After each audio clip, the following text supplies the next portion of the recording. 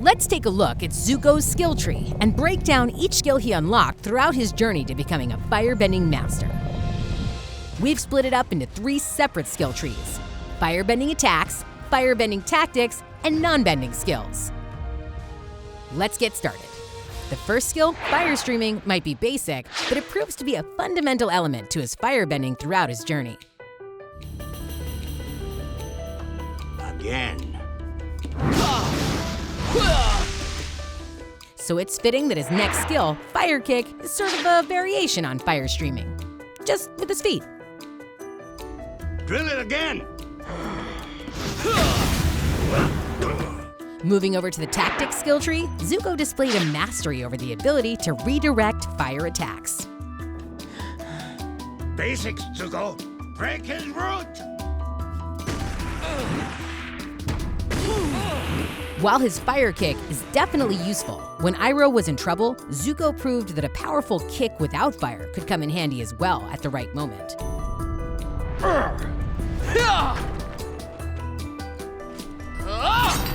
Giving him his first skill on the non-bending tree.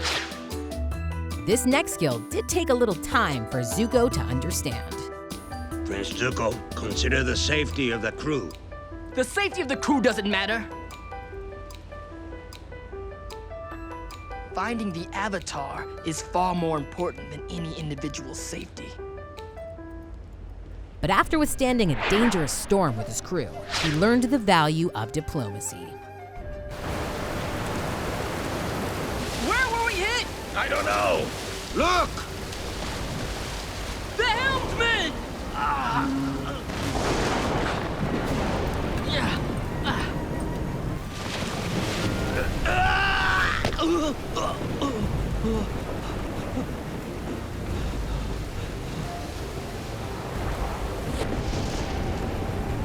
The Avatar! What do you want to do, sir? Let him go. We need to get this ship to safety.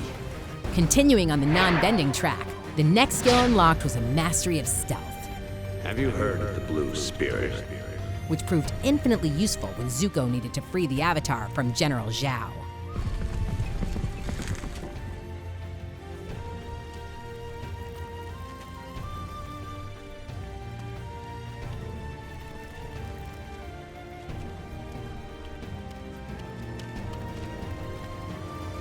All clear. Go on in. It was during that same mission that we first saw Zuko's next skill, swordsmanship, a skill that came in handy again and again throughout his journey. Two halves of a single weapon. Don't think of them as separate, because they're not. They're just two different parts of the same whole. During the Siege of the North, Zuko unlocked not 1, not 2, but 3 new skills that proved to be essential to his mission and his survival. Remember your breath of fire. It could save your life out there. I will. First, with the help of Uncle Iroh, he used his breath of fire.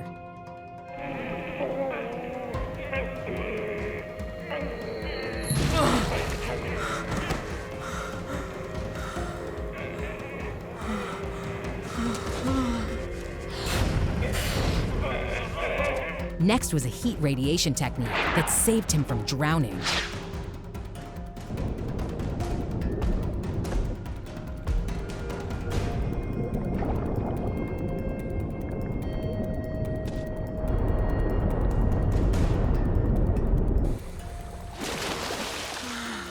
And finally, a more evolved version of heat radiation, heat expansion, which helped turn the tides in Zuko's favor in his battle against Katara. You little peasant. You found a master, haven't you?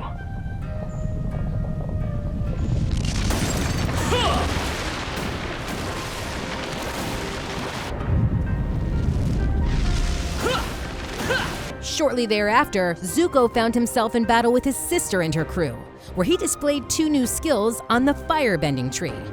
The double fire shot, allowing him to defend against flanking enemies.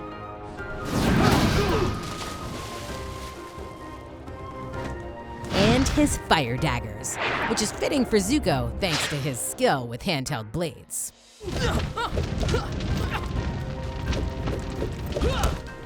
Speaking of which, Zuko was able to take a non-bending skill, swordsmanship, and combine it with firebending to create fire swords, which helped him to take on Crooked Earth Kingdom soldiers.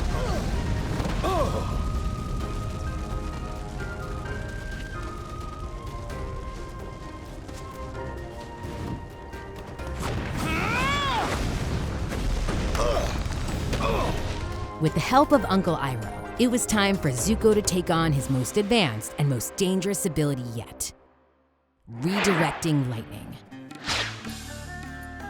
A waterbender lets their defense become their offense, turning their opponent's energy against them. I learned a way to do this with lightning. You can teach me to redirect lightning? If you let the energy in your own body flow, the lightning will follow it. You must create a pathway from your fingertips, up your arm to your shoulder, then down into your stomach. The stomach is the source of energy in your body. It is called the Sea of Chi. Only in my case, it is more like a vast ocean. While he didn't get to test it after his lesson, it's later confirmed that Zuko did learn to redirect lightning, and even taught it to the Avatar.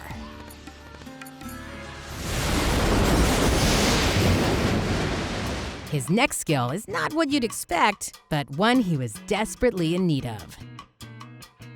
That's his ability to charm.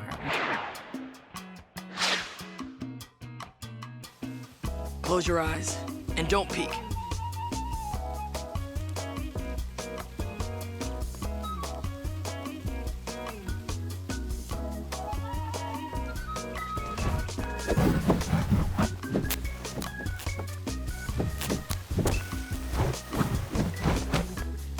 Okay, now you can look. Oh, wow. What happened? How did they light? What did you...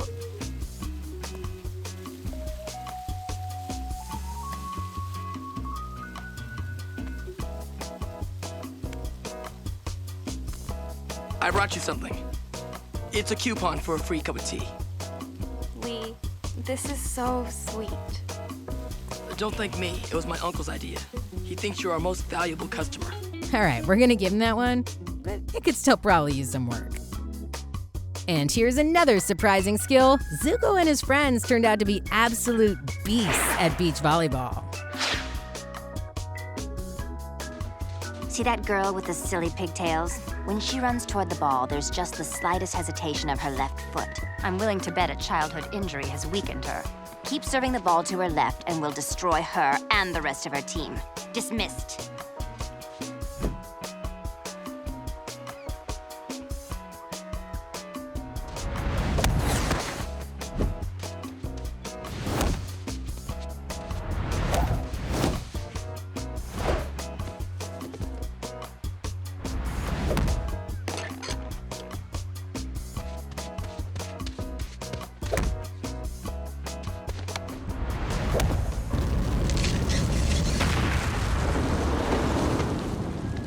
Finally, the last two skills Zuko learned came from the Sun Warriors.